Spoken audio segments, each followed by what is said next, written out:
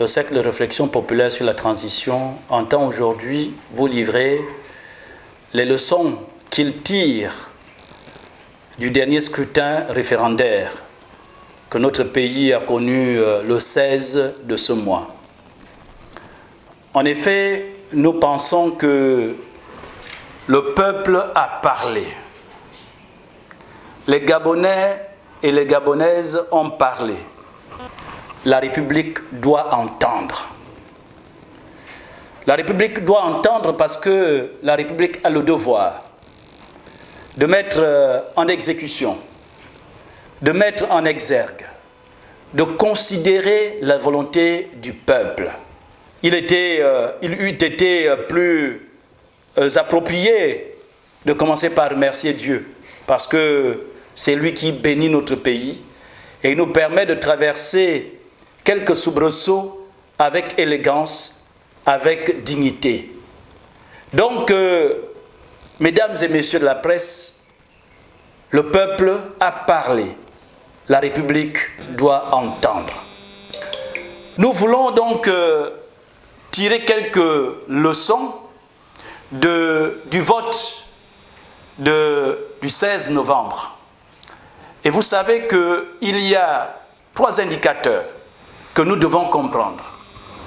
Nous pouvons comprendre d'abord l'abstention, nous devons comprendre le vote, les 8% du non, et nous devons comprendre les 92% du oui. Commençons par le non. Nous voulons dire que 8% du non contre 92% du oui relève, n'est-ce pas, de la dynamique démocratique.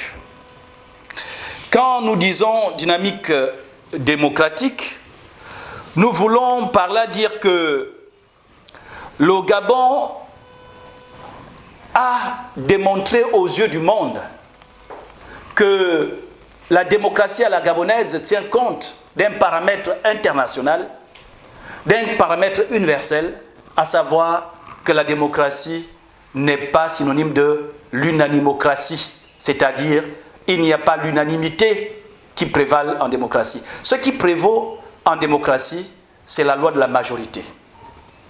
Et cela est très important de le signaler dans la mesure où, pour que notre démocratie vive, il faut la diversité. Il faut la diversité d'opinion, il faut la diversité d'engagement et il faut surtout que la démocratie se nourrisse des divergences.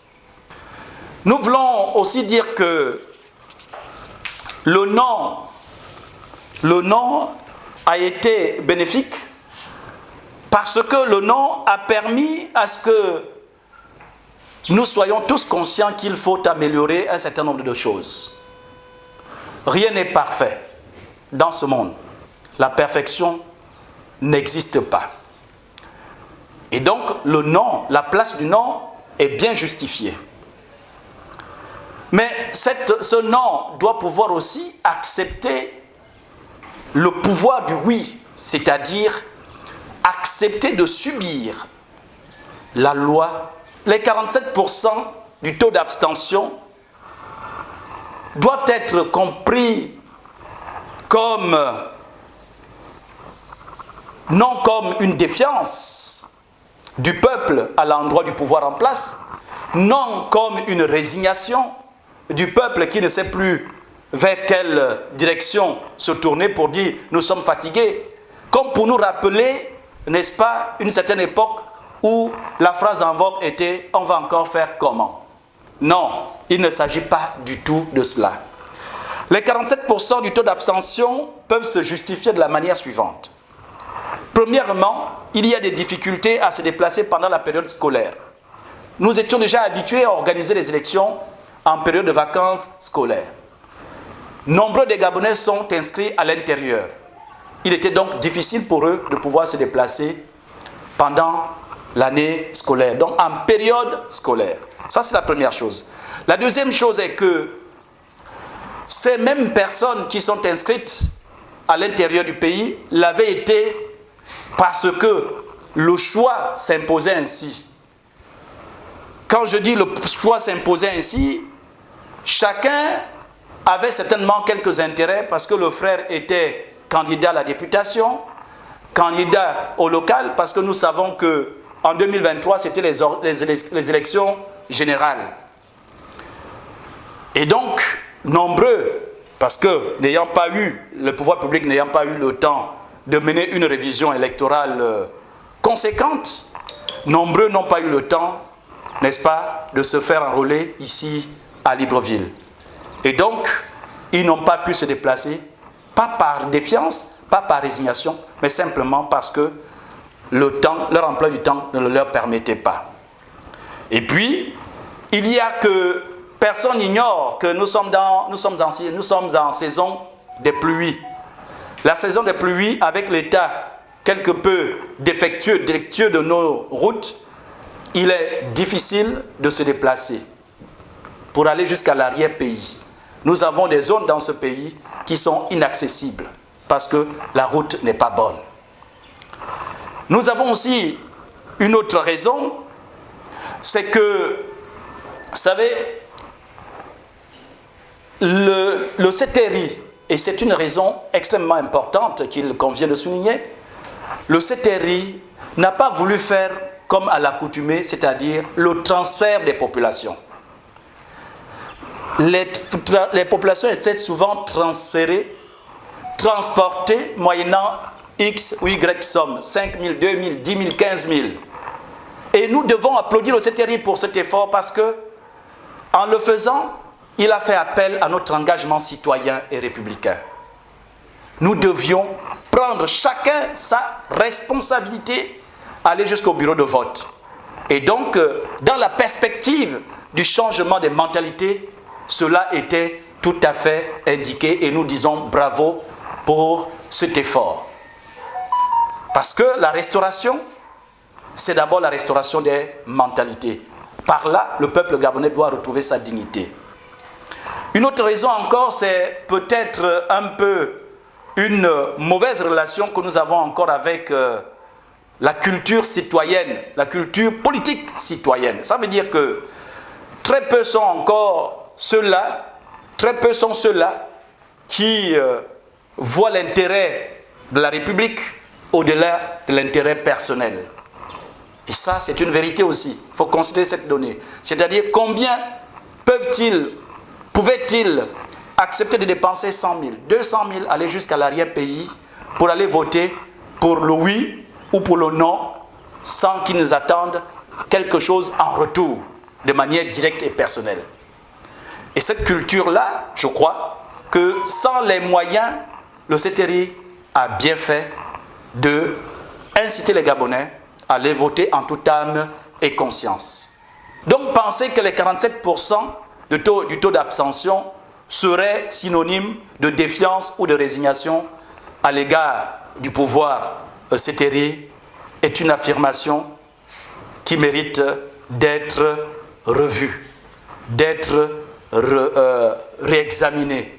Parce que ce que nous voulons pour notre pays, ce n'est pas la distraction, ce n'est pas non plus la délation, ce n'est pas la provocation, mais tout simplement, nous voulons le vivre ensemble dans l'harmonie et la confiance mutuelle. C'est effectivement l'occasion de souligner quelque chose de très important. C'est la première fois, mesdames et messieurs de la presse, c'est la première fois depuis 1958, le Gabon, notre pays, connaît des lendemains électoraux apaisés, sans heurts ni contestation.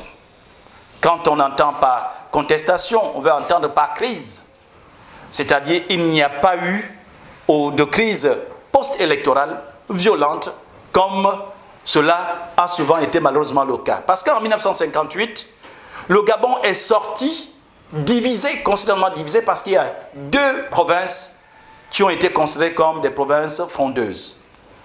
Aujourd'hui, nous constatons que les résultats harmonisés, partant de 83% à 98%, montre tout simplement que le peuple gabonais est uni, unanime dans son choix. Sans triomphalisme aucun, parce qu'il ne s'agit pas d'affirmer un triomphalisme supposé. Le oui n'est pas dans le triomphalisme. Le oui, c'est tout simplement, à mon avis, à notre humble avis, à l'avis du Cercle de réflexion populaire sur la transition, c'est tout simplement une mobilisation en faveur du oui. Le peuple dit à la République qu'il veut une autre République. En votant 92%, à près de 92% des suffrages exprimés, le peuple désire avoir une autre République. Une République souveraine.